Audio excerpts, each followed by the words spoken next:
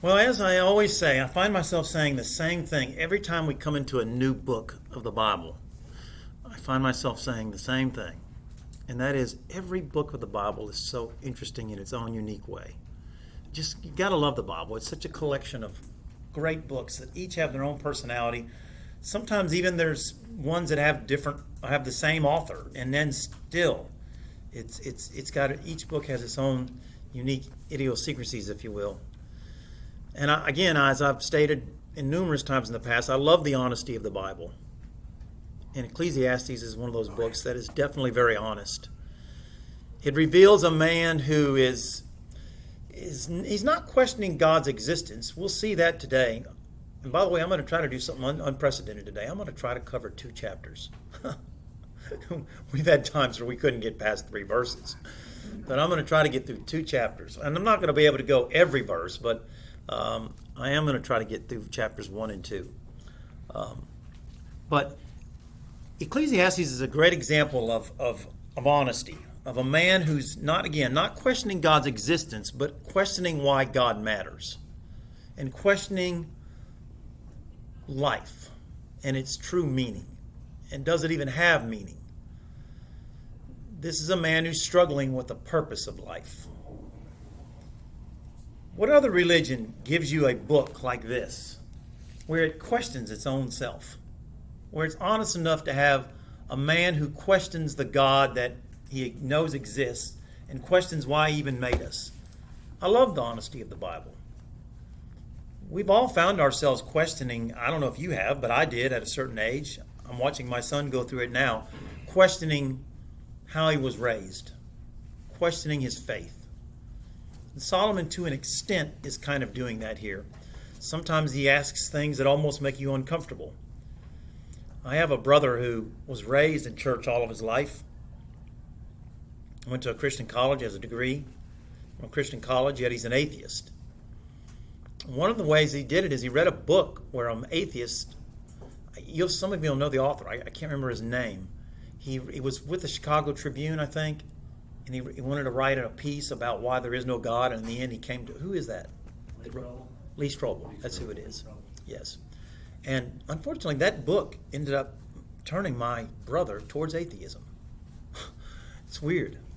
But people question. People have questions. And the thing is again, God made us with the innate ability to have the choice. We're not just minions. We're not forced to serve him. So here we have one of the most blessed men of the Old Testament. I mean, you can't not admit that Solomon was a very blessed man. And here's a man who is questioning that very God. That's honesty. I'm not going to do like I typically do and just read the text. I'm just going to start today and go verse by verse. I'm not going to read these 2 chapters.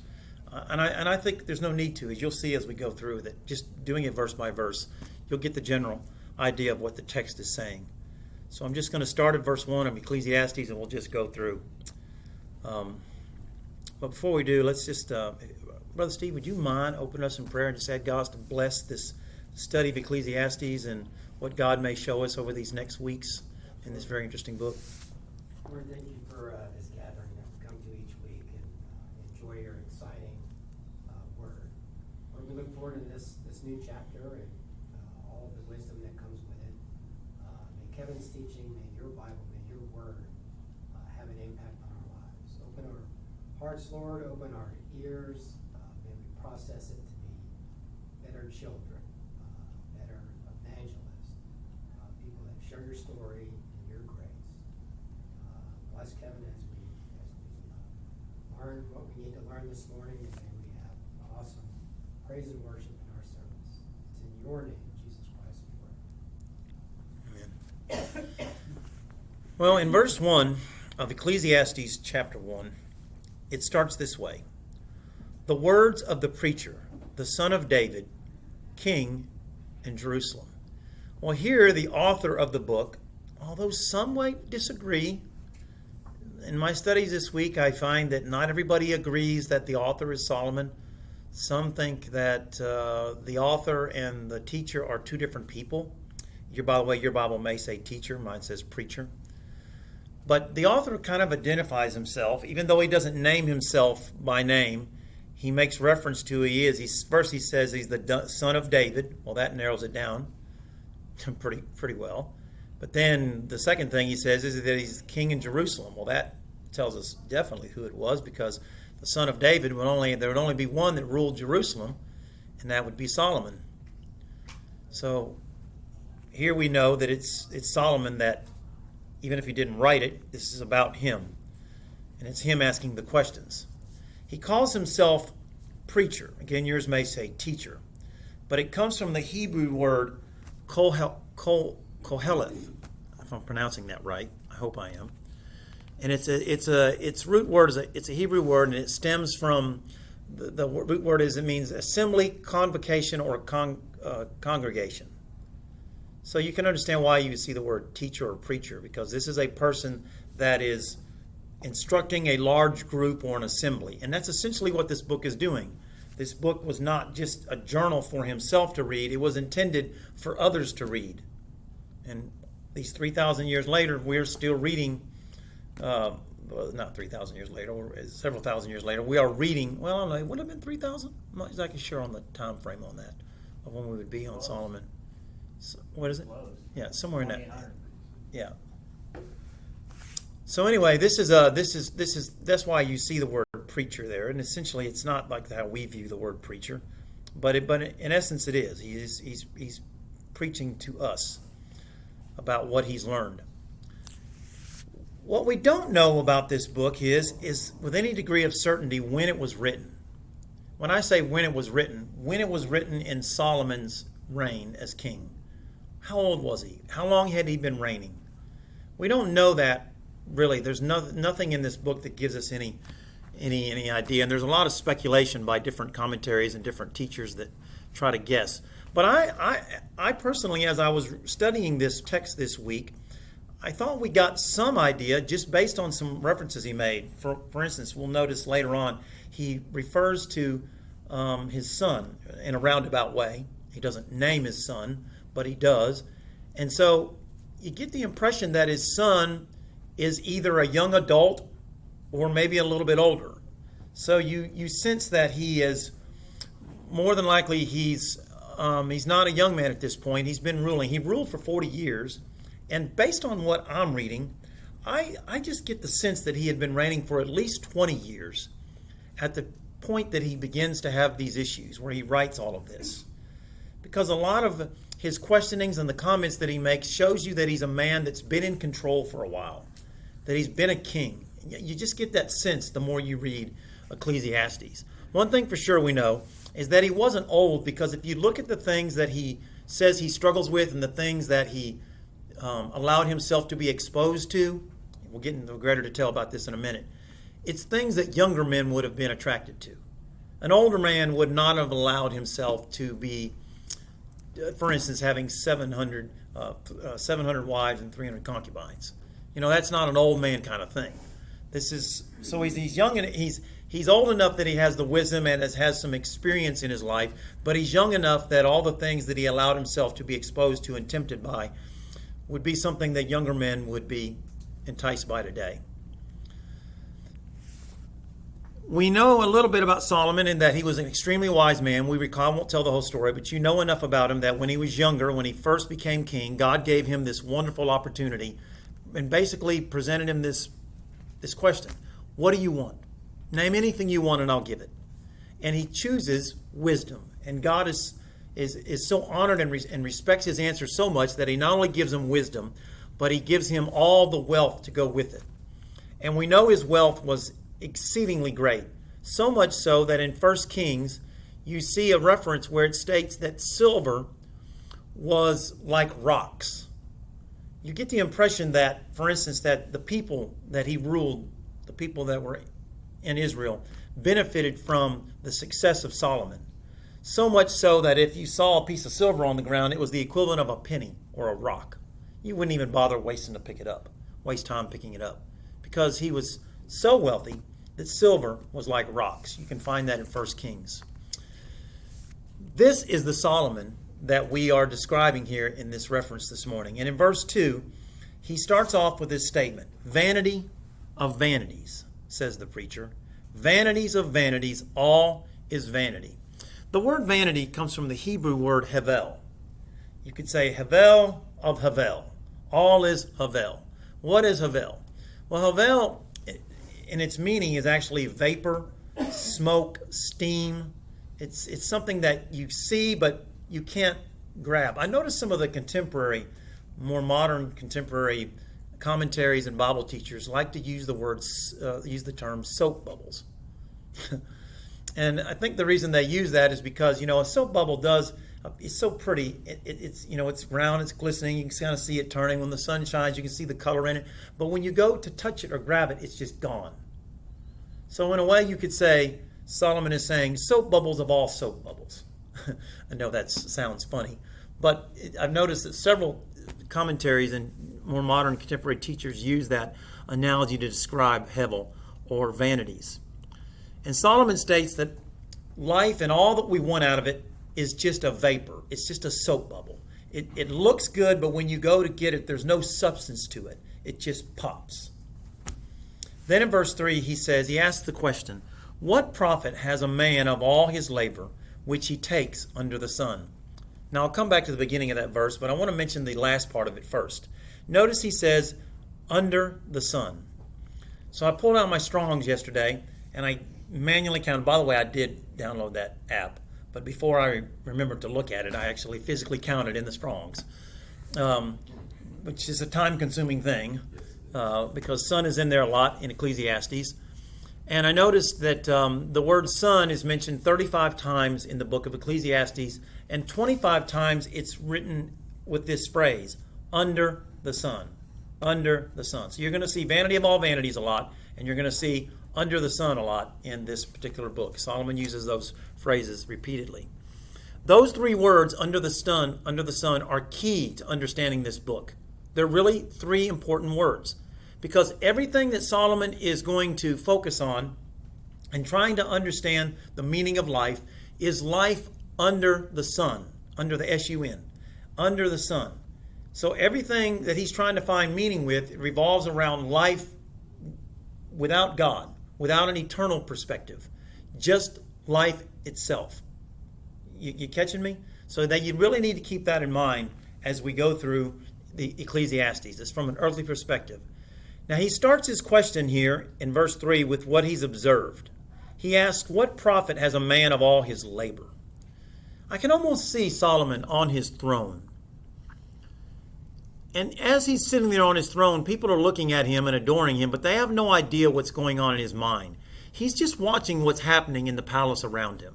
No doubt there's a huge staff of people that it takes to run the palace. And he's watching these people as they do their mundane chores every day. Every day, the same people come in and they do the same thing every day. This is all they know of life. I've noticed this. It's funny that we're going through Ecclesiastes because I find myself observing some of these things too. I notice that there's people that I deliver to that their life consists of their job. We have this one fellow that works at UPS. His life is UPS. He's there extremely early in the morning, and after everybody's gone, the drivers have left to go home to their families, he just stays. It's his life. It's what he does. He doesn't know anything outside UPS. He doesn't take any time off.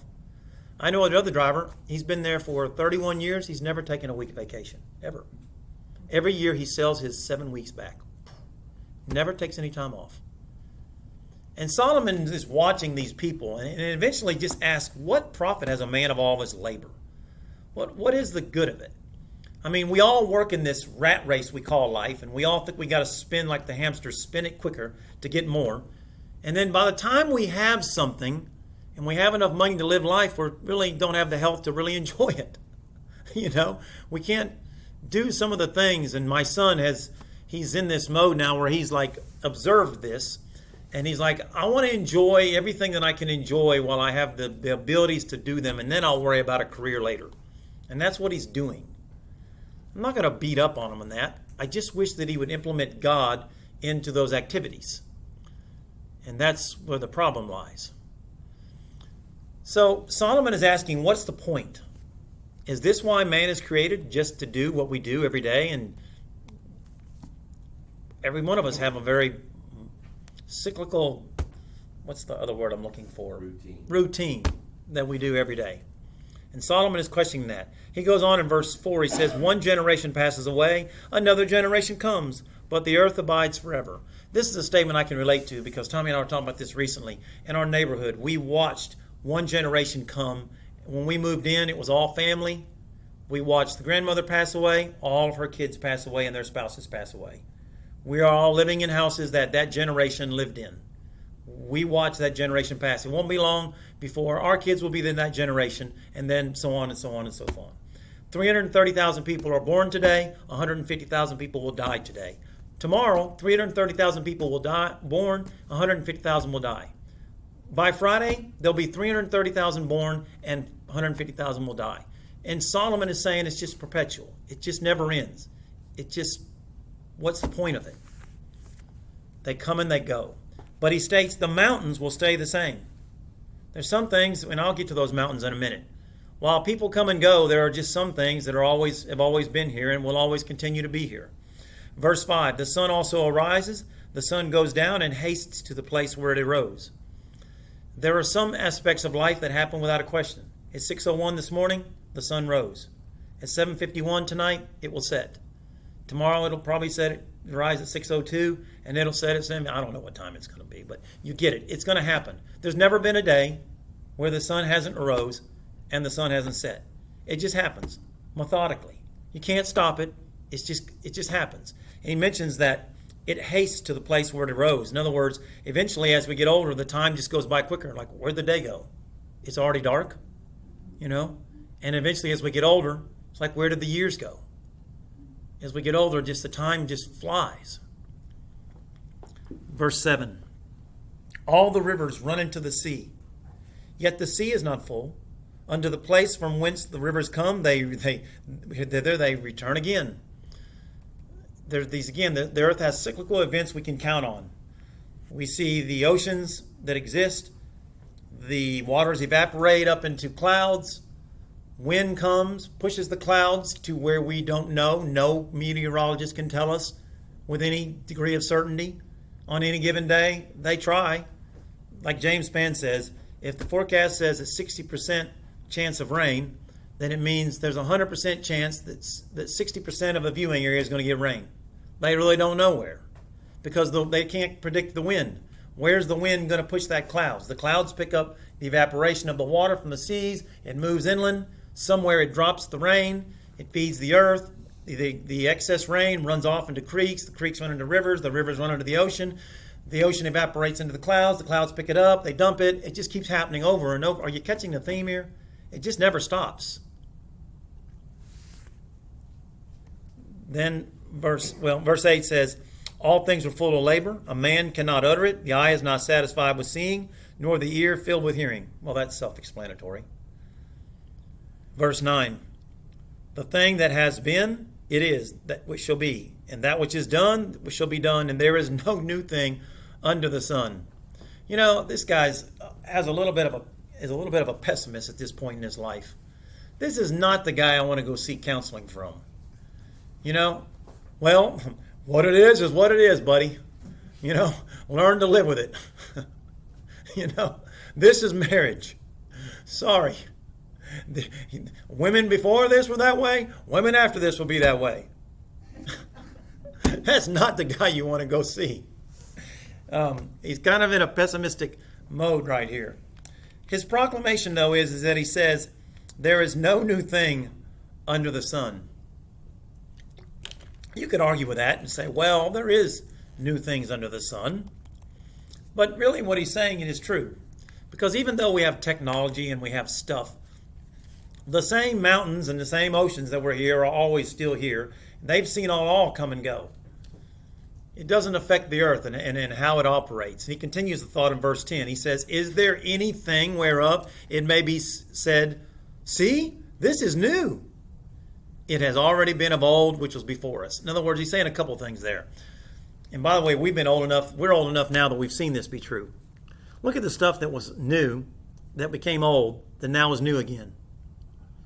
you'd have just saved some of your stuff, your Birkenstocks and your, of course, corduroy hasn't coming back, but what has come back? Bronco. What is it? I wish I would have kept Bronco. And they're worth a fortune now. But it's not really new, is it? It's something from the past. And you know, the thing is that even when something seems really new and it's so cutting edge at the time, I remember when I was a kid, I know this seems silly, but one of the things that I thought back in the 70s was so cool is the guys that had cars, the windows went down with the motor. Like, wow, that is really cool. He just pushes a button and the window goes down. That is really cool. You know, there's all these things that we thought were really neat growing up, but now that seems so antiquated. Or I remember just seeing someone talk in the car on a phone. You know, like, wow, that's really good. Bag phones, you know, they were talking. Like, how can that be? How can... It would never catch on. Huh? Everybody thought it would never catch on. Yeah. And it was just one of those things like, how can you be talking to somebody going the opposite direction from them and still be talking to them? How can that be? And most of our kids now don't have a clue what long distance charges are on a phone. Yeah. Because they all have Most of been them raised. don't know landline. Yeah, remember the numbers you had to dial in order to save through Sprint or whatever? You dial this number in front of your number. Sharon called me one time from college on her work phone at work. And I'm like, hang up the phone. And she's like, why, Mom? I'm like, just hang up the phone, I'll call you back. I called her back. She said, what is going on? I'm like, you called from your work phone. There's long distance charges. Well, what is that? I was like, oh, wow. Let me explain, dear. But all of that seems so cutting edge. And by the way, I mean, we can have something today. We can get the newest iPhone or the newest Android or the newest toy, or we can get a car that's got, man, every gadget and gadget. And it's really cutting edge for about a month. 6 months later, you're not even washing it. It's not even as a big a deal to you. It's really not that new. I remember when I was a kid at Christmas, and my parents did a good job of making sure that we got stuff at Christmas. I mean, I can't complain. I can't tell the sad story of we got an orange at Christmas. You know, we really racked up at Christmas, and it's to the point for the first week or so I didn't know what to play with. I had so much, but you know, it's just weird. After that, it really wasn't. It lost its luster. It really wasn't new, and that's what Solomon is saying here. There is no new thing under the sun. It has already been of old time, which is before us. Then verses 12 and 13. He said, I, the preacher, was king over Israel and Jerusalem, and I gave my heart to seek and search out by wisdom concerning all the things that are done under heaven. That this sore travail that hath God given to the sons of man to be exercised therewith. Notice the wording, though, where he says that in verse 12, he says, I, the preacher, was king over Israel. And then in verse 13, he says, I gave my heart to search. That's interesting because this is Solomon, it tells us he's writing this in past tense. This is things that he's already been through. He's not journaling as it happens. He's journaling about what did happen and what he did do. So he's already been through all of this, and he's just recording it for us in hindsight. And it's kind of cool because we're getting to kind of see what he journaled there for us to read. The other thing I like is the words where he says, I gave my heart to seek. Tells us of his intensity to find answers. In other words, and we know this about Solomon, and you'll see these in the chapters to come. Solomon doesn't do anything halfway. Whatever he does full throttle. And he doesn't settle. He's going to have the best of the best of the best. And he could afford anything. So he didn't settle. So when he says, I gave my heart to seek and search out by wisdom concerning all things that are done under heaven, we know that he really did. He applied this to every area of his life. And his focus is to find out the meaning, there's that term, which is like under the sun, under heaven. Again, we got to remember that everything Solomon is attempting to find meaning to is from an earthly perspective, void of God, void of an eternal perspective, just an earthly perspective. You have to keep that in mind. But he's going to give it everything that he's got. He's giving it his heart and soul to find out the meaning. Then in verse 14, he says, I have seen all the works that are done under the sun, and behold, all is vanity, all is soap bubbles, all is vapor, all is smoke. and vexation of spirit. Solomon says, I've seen it all. And by the way, he probably had. Solomon had the abilities to see things that most men in his day and time would have not had the ability to see. There was no place he couldn't go. There was nothing he couldn't afford.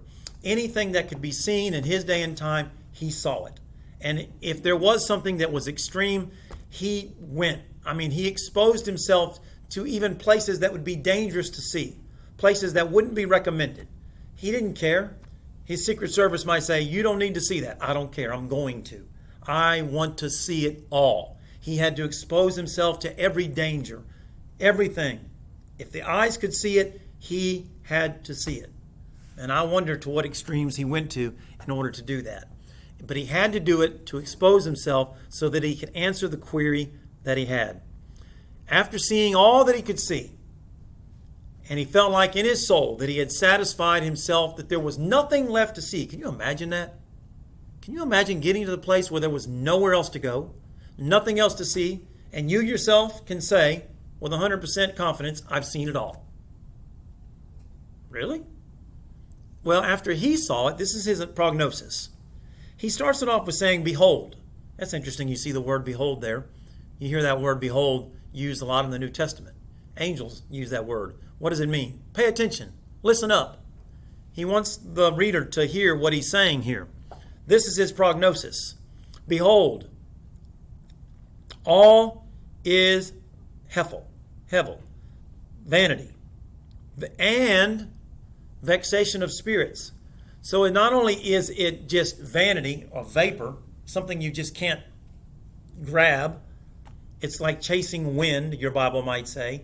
You can't chase wind.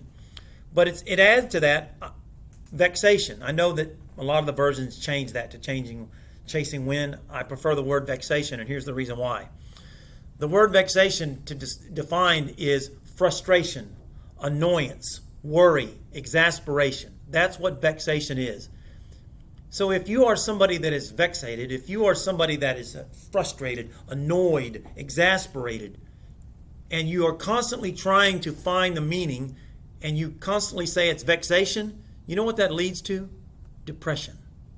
It leads to depression because you can't find the meaning. You can't find happiness. You're looking for it everywhere but where it is. So in essence, he's saying not only is it vanity, but it's vexation. That's why I don't like the chasing wind reference. I like vexation better. It's deeper. It adds depth. It means he was depressed. Then verses 16 and 18, he said, I communed. This is an interesting statement. I communed with my own heart.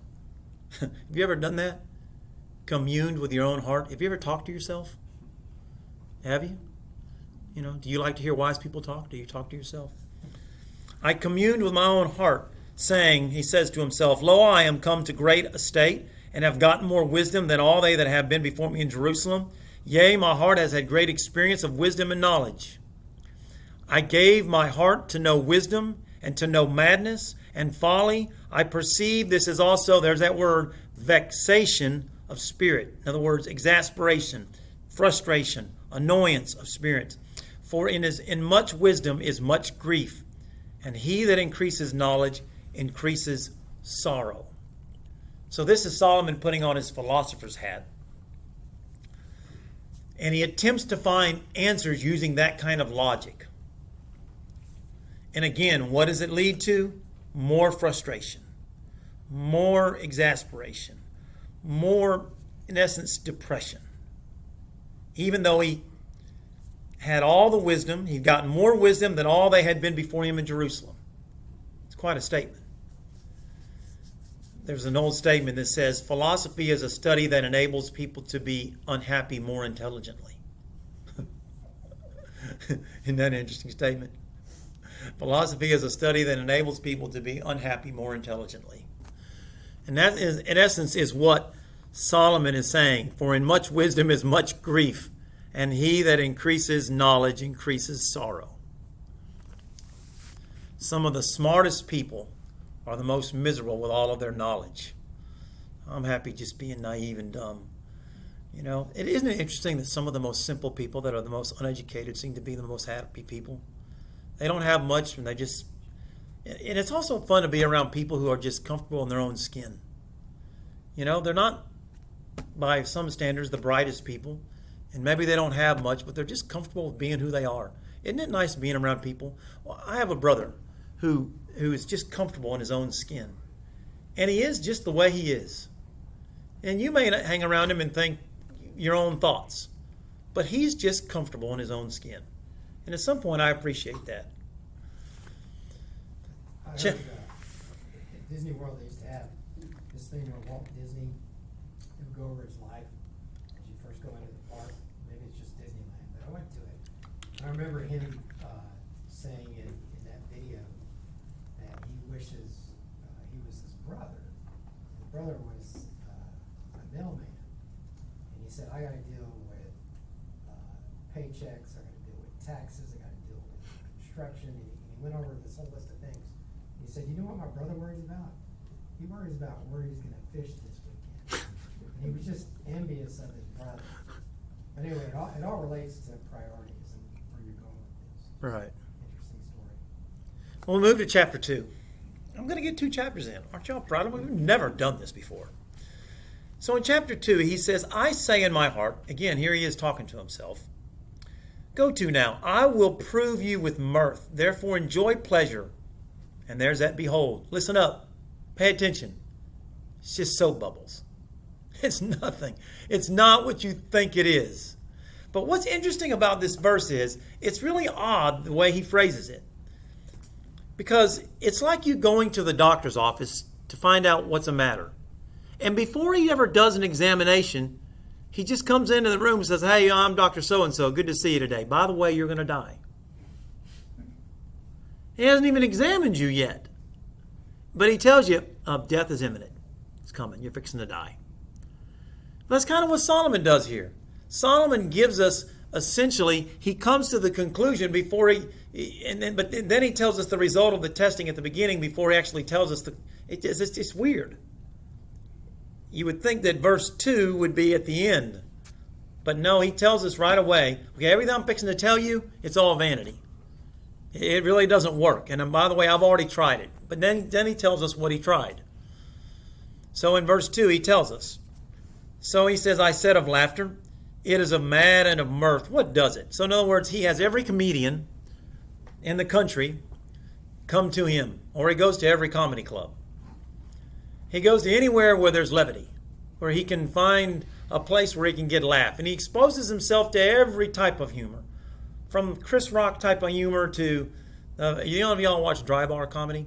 It's actually a pretty neat thing. It's clean comedy. It's Mormons, but they have this site they have. It's called Dry Bar Comedy.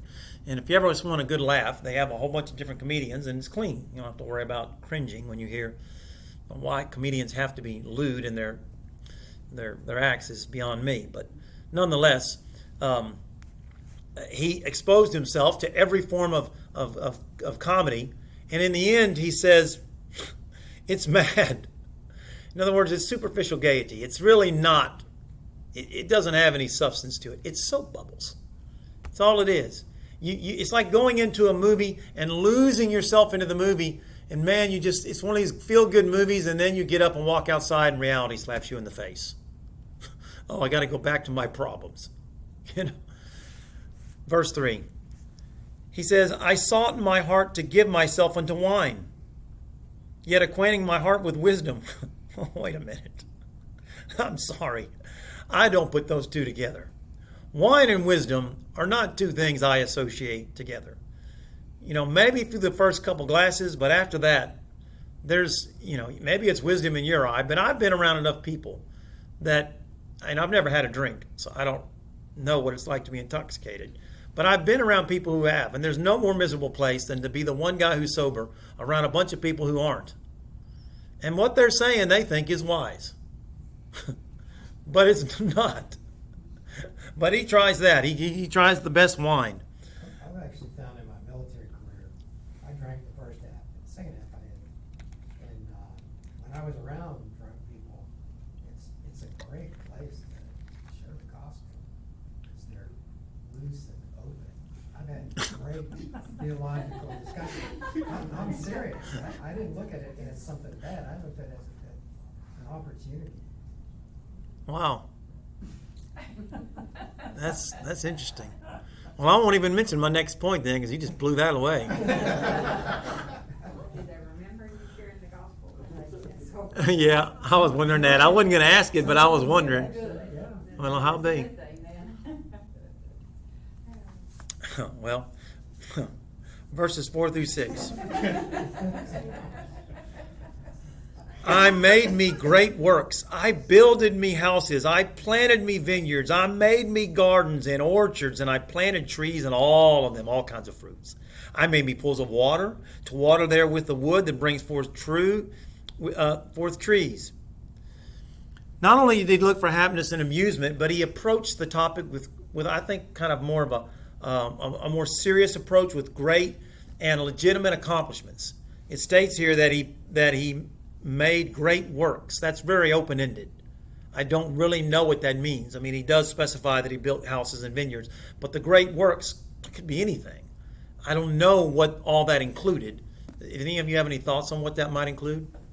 If you know much about Solomon? I know there's some things you can still see that exist from Solomon's day, but I don't know. I think that's just kind of leaving it to conjecture and allowing our mind to wonder what the great works are that he did. But we know whatever it is that he did, beside the houses and the other things that he mentioned, it was something that people came from all over the world, different leaders, to see. So we really don't know what kind of things he did with infrastructure and with buildings and perhaps, sites and parks and things that could be seen and the people that he ruled could enjoy. We don't know. But they were great and legitimate accomplishments. And I think that whatever he did with these great works, it stretched the limits of what was typical for that day and time.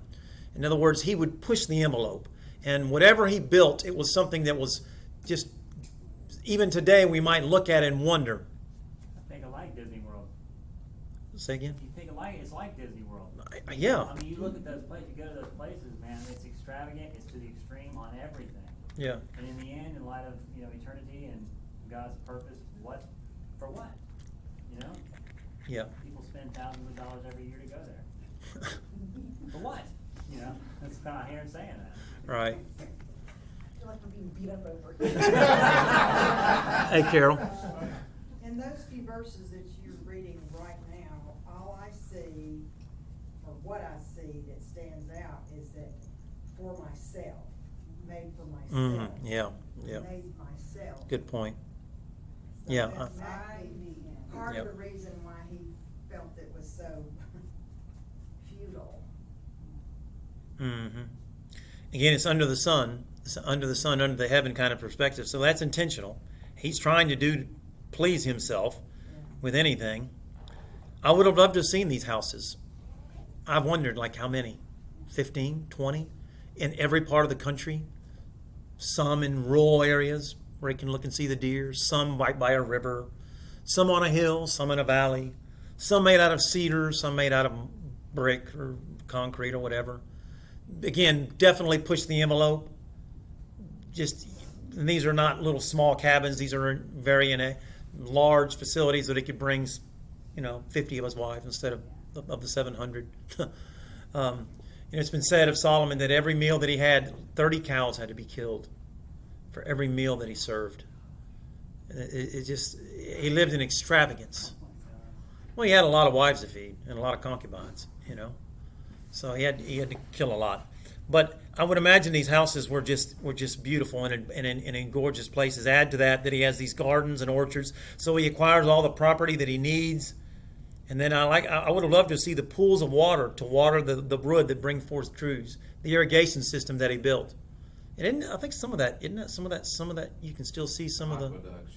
Yeah. But it would have been neat to see the pools of water. I don't really know that.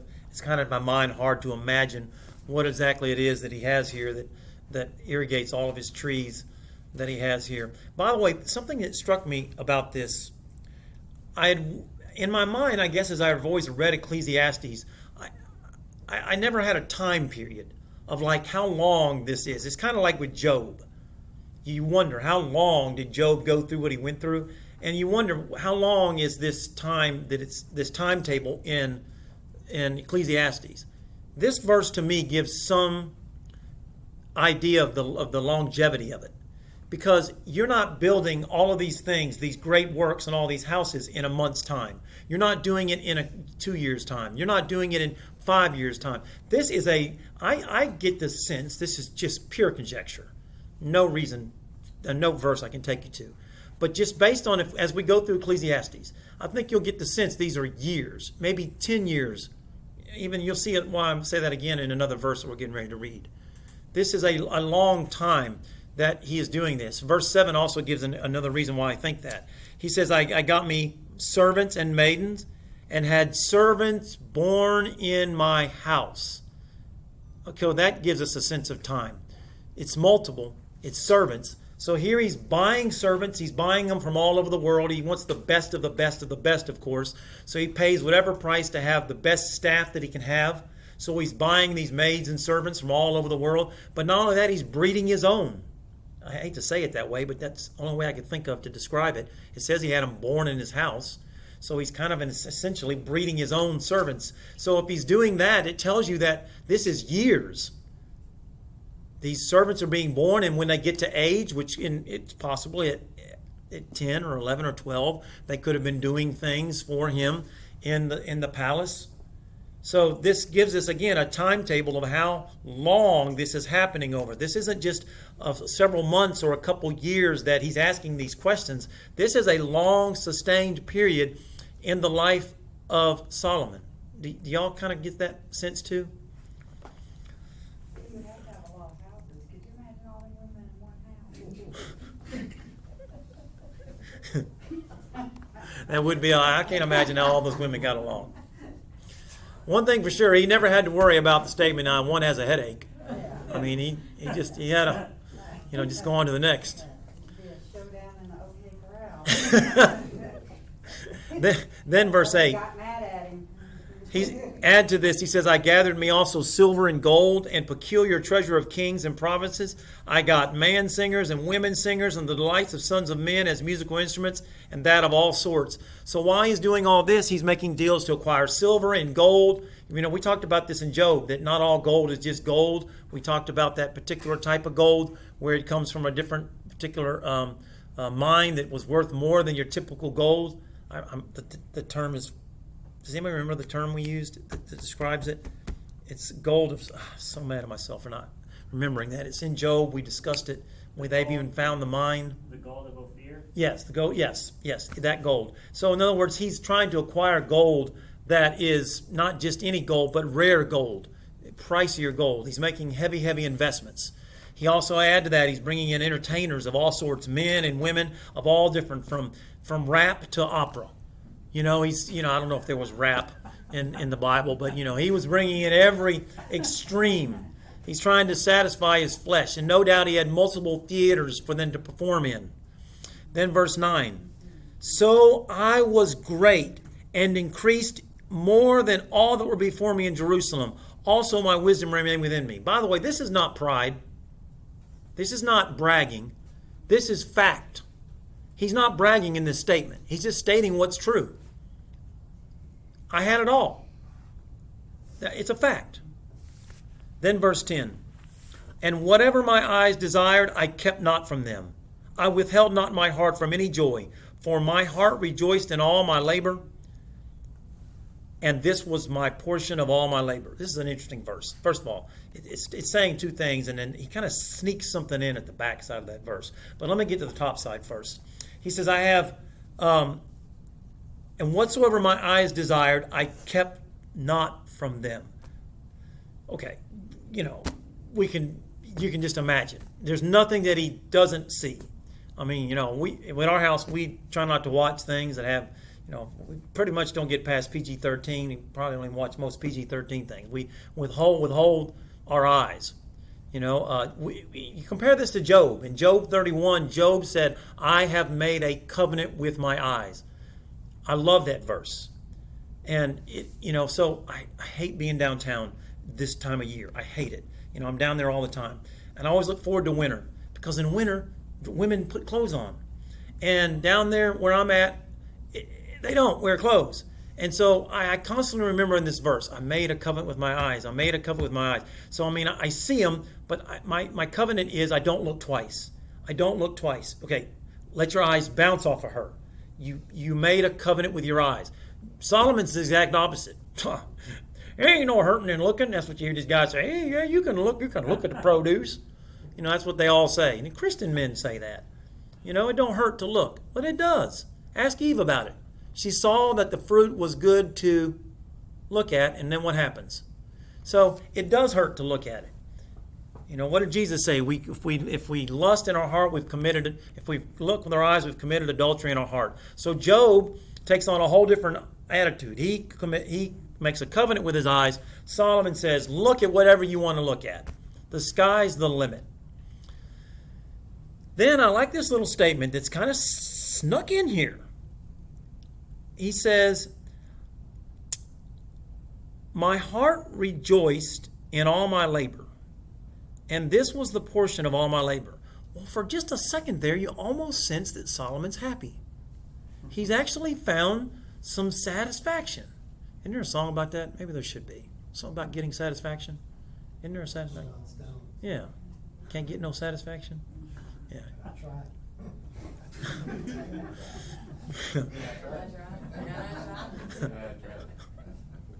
Yeah, that'll be on your mind the rest of the day. So, but for a second there, he seems like he's found some satisfaction. While he's busy, while he's got all these projects going, these great works, these houses, he wakes up every morning with purpose. He's got a lot going on. Oh, I've got this house down here on Lane Circle. Oh, I got that project going down there on Main Street. He's got a lot happening, and it's keeping his mind occupied. But then at some point, in verse 11, then I looked at all my works, and that my hands had wrought, on the labor that I had to do, and behold, there all was vanity. It just, man, God just can't win. I mean, eventually he looked at all the projects he had, and eventually he ran out of projects. You can only build so many houses, and you can only stay in so many of them. It's just that you can't keep going at that pace. So when you run out of projects, then what? Then you're left with emptiness again.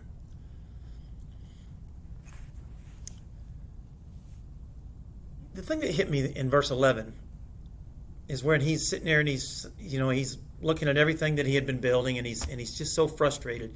I had this thought that came to me. If you are one of Solomon's peasants that lives in the kingdom, and you look at Solomon from the outside in, you're looking at a man, you're like, dude, man, I wish I was him. He's got it all. He's got everything. From the outside looking in, Solomon's living the life. I mean, little kids and teenagers have got posters of Solomon in their bedroom. You know, that's what they want to be when they grow up. I mean, and isn't it the same today? You look at kids who post pictures of movie stars and people on there, and these people are miserable. Just miserable. They can't find the meaning of life. But from the outside looking in, it seemed like Solomon had it going on. He was the epitome of success.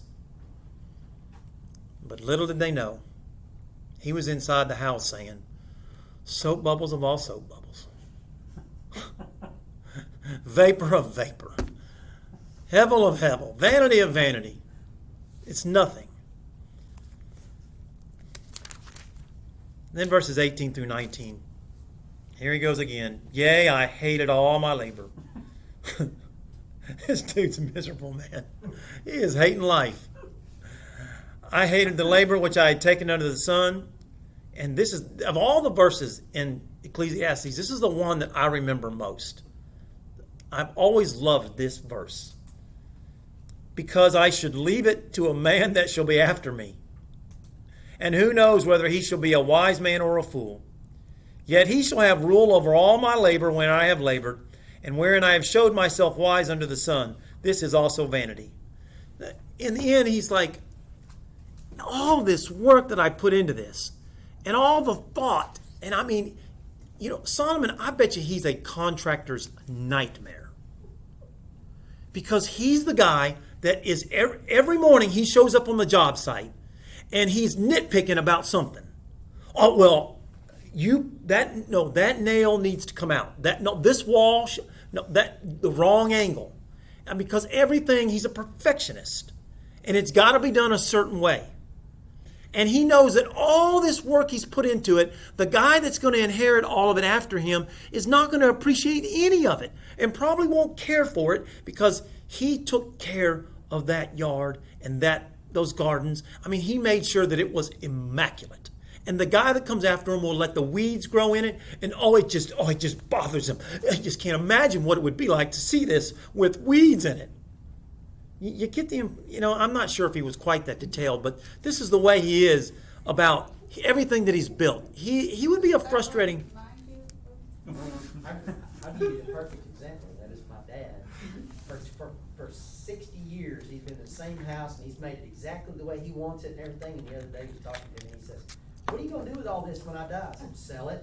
He went, "What?" We want to give our kids something that we've had for 40 years that we've saved, because it's value to us. And they look at it like, okay, be glad when Dad dies so I can throw this away, But it's amazing how we think our stuff is so important. And then we realize that the person that's going to inherit it is not going to appreciate it. They didn't put any work into it. And you can't miss the under the sun reference. He has left disappointed with everything that he's put into this life. He said, "Yea, I hated all my labor, which I had taken under the sun." In other words, he's saying, everything I put into this life, it was a waste of time. Complete waste of time. Because in the end, nobody's going to appreciate it. Now think how many people have done great works and we don't even know who did them. We totally forget about who did them. We see it and we think that's a pretty cool building, but we don't even know who built it. And that's what Solomon is so worried about. The legacy that he's going to leave behind, that no one will even appreciate it. And he hates life because of it. And then in verses 24 through 26, I had to skip a lot, but we are getting through 2 chapters technically, okay? So give me a little credit here. Verse 24 through 26, he says, "There is nothing better for a man than he should eat and drink, and that he should make his own soul enjoy his good in his labor. This also I saw, that it was from the hand of God. For who can eat, or who else can hasten hereunto more than I? For God gives to a man that is good in his sight and wisdom and knowledge and joy.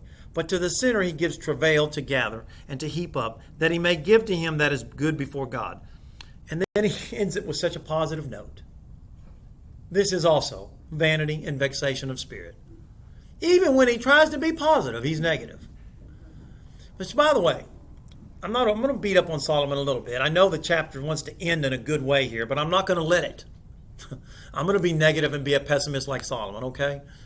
But on the positive side, Solomon he's no atheist. He acknowledges God. But something occurred to me. It's interesting that we studied Job and now we're in Solomon because they're just 2 different men, night and day. So in Job, you see reference of God in Job, but it's much different than how you see reference of God in Ecclesiastes. In Job, you might have remembered that every time you see the word God, it's in capital L-O-R-D, which is a reference to El Shaddai. In Ecclesiastes, Solomon makes reference to God, but it's just G-O-D. It's not L-O-R-D capitalized. And the reason that's significant is because it's Solomon just mentioning God in a more generic way. And in Job, you see Job referencing God in a more relational way. So in other words, it's the issue with Solomon here is that he's trying to find the meaning of life without relationship to God. Whereas when Job is suffering, even in his suffering, he still has this relationship with L-O-R-D, El Shaddai, his God. It's his God. Not generic, it's his God. It's personal. And that's the contrast between Job and Solomon here. So Solomon is looking for happiness under the S-U-N. And of course, you and I today know that true happiness comes from the S-O-N, which is a relationship with God. And that's what Solomon is struggling with in this questioning. People today are still searching for the meaning of life. And suicides are up drastically. You know why? because they don't think there's meaning to life. To them, there's no meaning. And if you are one today, or you come to a place where you think there is no meaning to life, there are two persons who disagree with you. One is God. He very much disagrees with you. He has a purpose for your life. And the other is Satan. And he's doing everything he can to convince people that there is no meaning to life. And I hate to acknowledge that he's had some success. There is a meaning to our life. C.S. Lewis, who has had so many great things to say, made this statement that's just wonderful.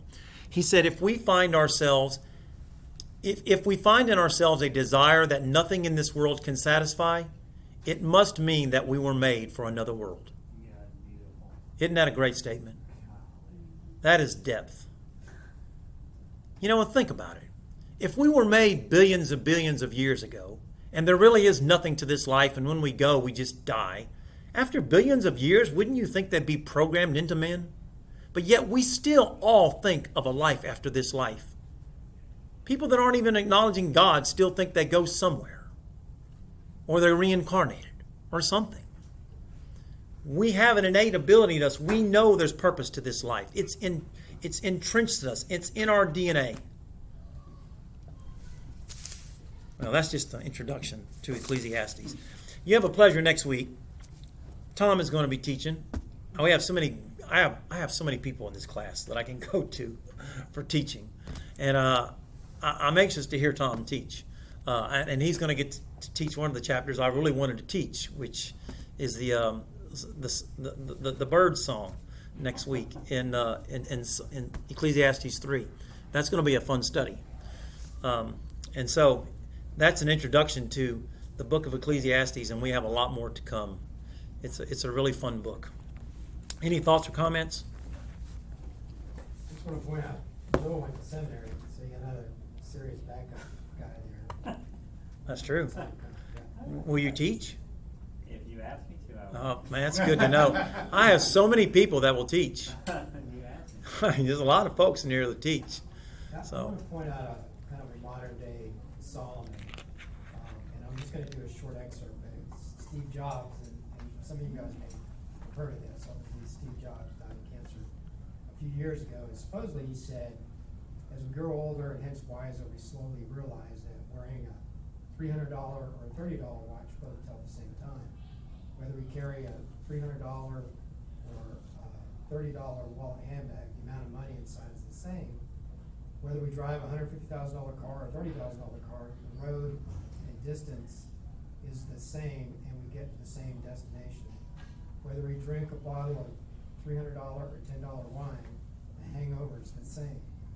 Whether the house we live in is 300 or 3,000 square feet, loneliness is the same. You will realize that your true inner happiness does not come from material things in this world. And then it goes on. It's all the same kind of thing. He's searching for the meaning of life. And that's exactly what Solomon is doing there. Everything Under the in sun. world was vanity. And I don't think Steve Jobs came to know Jesus Christ. I pray that he did. Yep. A lot of people do on their deathbed, and you don't hear about it. But what we all have in here is, at some point, we were all searching for the meaning of life. And when we surrendered our life to Christ and began a relationship with Jesus Christ, it takes off the weight of the world. Because we're not meant for this world. We're meant for another world. So it's just amazing how blessed all of us, I assume every single person in here is, because we did find the meaning of life, which is Jesus Christ. Awesome. Kind of look at life as I'm on a temporary job here and I'm going home soon. Yeah. I'm looking forward to it the older I get, too. Was he done? Yep.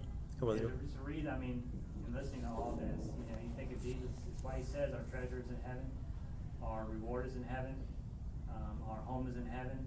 Everything in this life can be enjoyed, but in light of heaven, Solomon says it's meaningless. Everything we have, we're storing up for the future, with him. Everything we're doing in this life, we're storing up for the future with him. He gives us many things to enjoy in this life, but ultimately, Jesus said, I wrote John 12:25, he who loves his life will lose it, but he who hates his life in this world will keep it for eternal life. That's a good passage. So it's just, I hear Solomon like coming to that point. And he gets there. Takes him a while. It takes him a while, but he gets there. Not to give away the end of the story, but he does get there.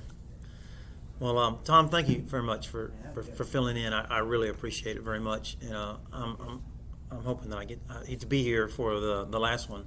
We'll probably be here. I would think we might be. I'm not sure. We don't know yet, but it's very fluid what we're doing. But if we get back, I do want to be here to hear you teach. But I know I won't have the time to prepare and do justice to the lesson while I'm on vacation. So that's why, because it takes me all week. So I don't have the training these guys have, and I'm just a truck driver, so it takes me forever to get a lesson together. But The sheet over there for the digital. oh yeah, and I'm going to try to find out more about that. I'm not really exactly sure what that is that we're signing up for. I'm going to try to get with Steve and find out. Yeah, but I noticed when I went to log into mine this week, it gave me a message that it's redirecting me to something different. So I don't know. I'm a little confused. Yeah, so I'll get some more details on that and try to find out what exactly it is we're signing up for, because I don't know. But I hope you guys have a great week. I'll miss you. I will miss you next week, but hopefully I'll see you the week after. So I hope you have a great week. Enjoy the study in Ecclesiastes. I think it's going to be really, really good. I wasn't really excited about getting into it, but you know how it is. You start studying, and then all of a sudden God starts showing you stuff, and you get pretty pumped.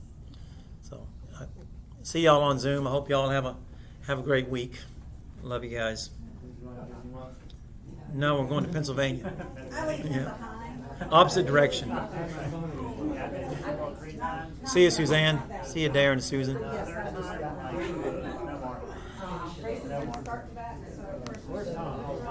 Hey, Tom.